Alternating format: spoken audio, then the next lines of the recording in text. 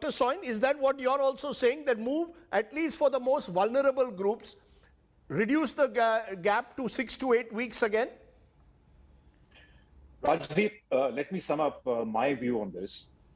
So initially, when the dose gap was increased to 12 to 16 weeks, that was based both on logistic and public health sense, as well as the science that came out in the Lancet that said that,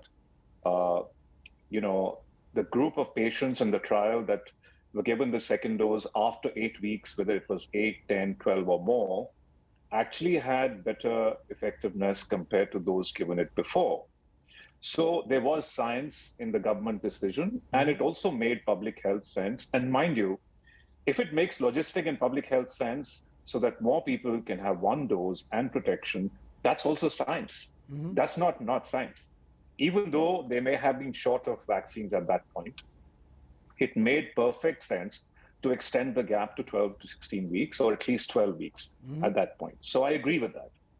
However, now what has happened is the Delta variant is the major reason for the second surge and for 90% of the infections in the UK.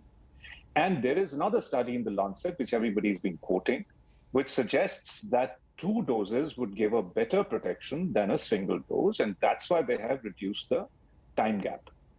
So we have to see our own vaccine situation. We have to see our own data. The data that has been purportedly coming from CMC and even Apollo, or even at Medanta, we have data like that, has all been with a gap of 4 to 6 weeks. This is all data that happened to healthcare workers. Should it be only for the vulnerable groups? No, let's be clear. Are you saying 4 to 6 weeks for the vulnerable groups or for all? No. So, Rajdeep, I'm just saying that the data that's available from India happened in Jan to April. We actually don't have real-world data in India on a gap of 12 weeks, and then whether they got Delta variant or not. So I think that, yes, the vulnerable groups should be given it earlier, just like the UK has said, because basically we've been relying on UK data.